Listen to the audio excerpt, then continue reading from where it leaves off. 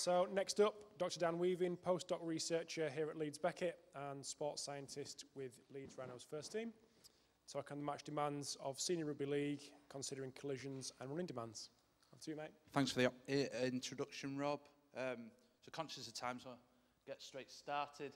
So obviously we've seen quite a bit of data across both rugby codes in terms of the running demands, and GPS has been, the development of GPS has allowed us to sort of better understand that in the field, and we're getting pretty confidence on in terms of the depth of the running demands. And as you can see here, that's important because running is the largest proportion of the activity profiles that players will do in the game, and players spend a lot of time moving at different intensities for different durations. So ultimately, when we're trying to prepare and use this data to prepare players optimally during training, we've got to try and make sure that players are fit enough to cope with these peak running demands in matches. But obviously, in both rugby codes, we've got this demanding collision element, energetically demanding. There's two aspects to that. Obviously, the initial contact within the collision itself, and obviously the wrestle and combat situations that happen in matches. So what we've got to do is trying to quantify this stress, and work in terms of understanding that. It's the interaction between the running and the collisions during matches that's going to give us the best understanding of the highest match intensity. So obviously we want to look at the number of collisions or the intensity and duration of collisions during the highest running intensities, but equally we want to look at the running during the highest collisions and intensities as well, because it's likely that during the highest running intensity in a match isn't going to be the same, that the number of collisions during that bout isn't, the highest collision demand is going to fall better at a different time point in that period of the game. So obviously we've got to make sure players are contact fit as well, and trying to quantify this peak collision intensity too. The development of GPS has been slower in terms of understanding the contact element of match play, so going to give a bit of summary of sort of where we're at in terms of the quantification at the minute.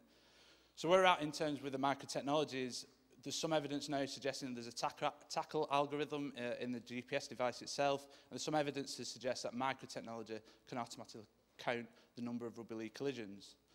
So this study by Hewlin et al. Looked at the agreement between the videos coded by the performance analyst and the number of collisions counted by the GPS device itself. So there's a decent relationship there at 0.96. And when he's looked at the receiver operating characteristics, he's found that microtechnology is sensitive to identify 97.6% of all collision events during professional rugby league match play.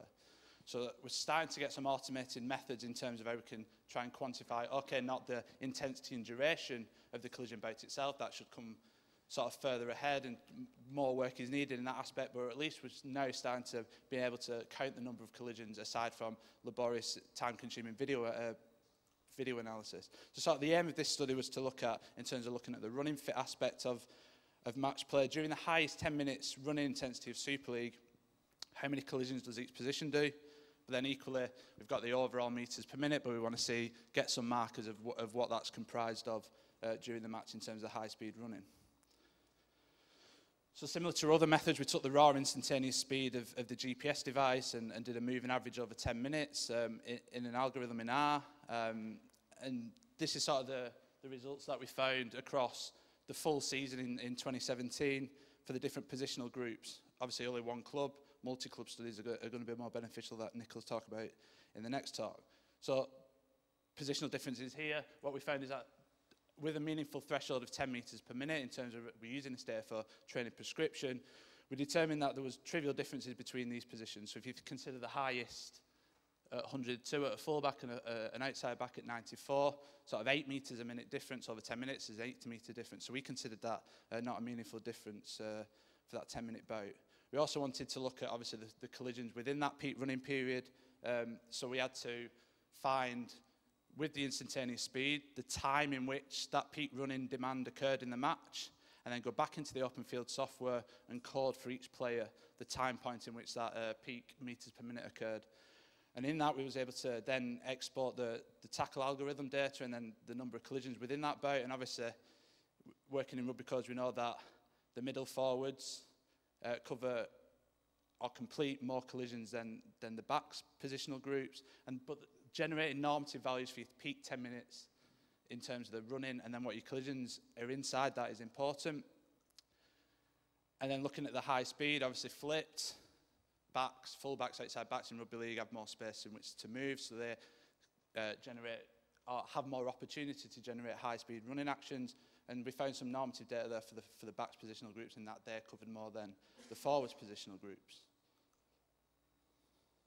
What we also wanted to look at is, okay, so we can find the maximal period within a full game, but actually, can we look at that maximal period between halves, and does it differ between halves in the match?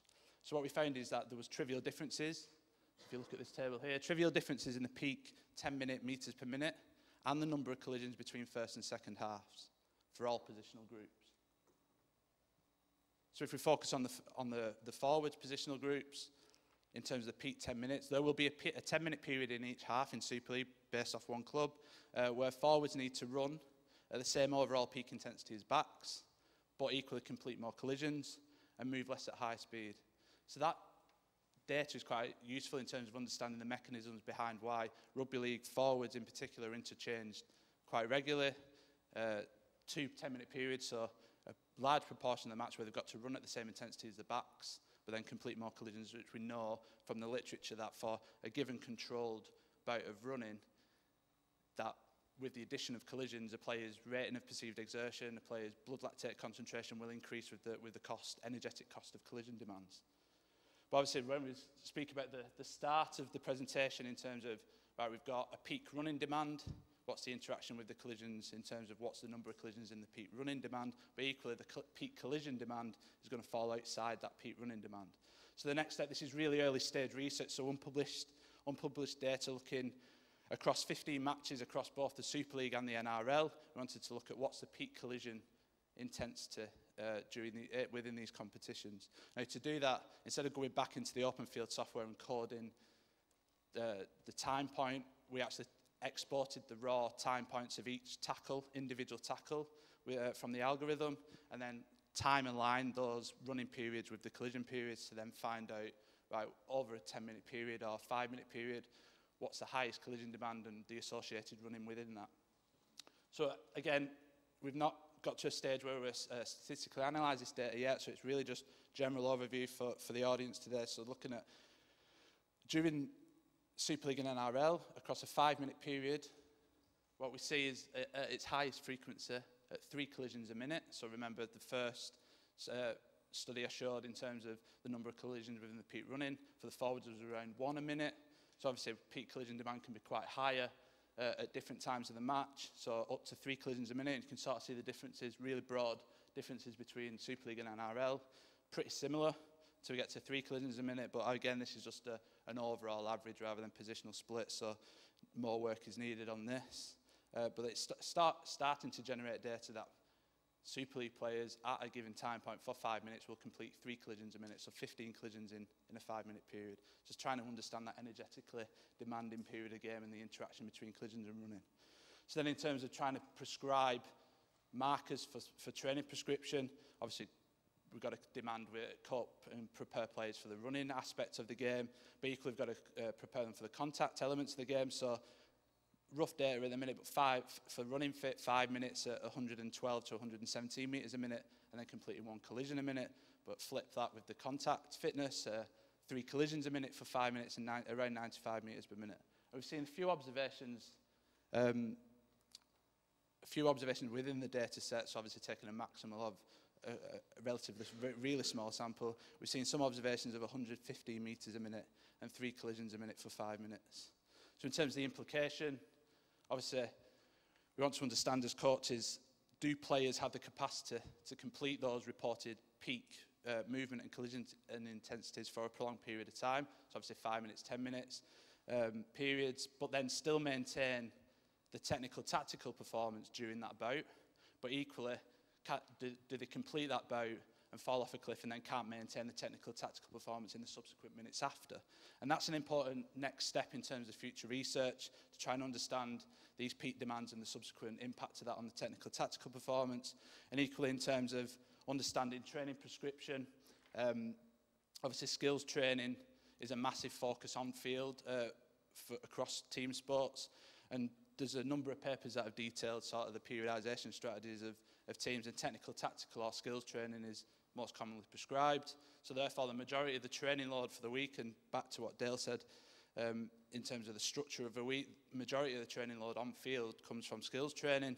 So maybe evaluating our training strategies, and maybe do we need to dedicate specific training time to expose players to these peak contact intensities, but equally these peak running intensities as well, to sort of get this overall eclectic view and preparation period for players.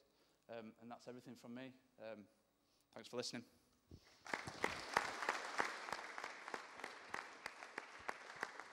Thanks, Dan.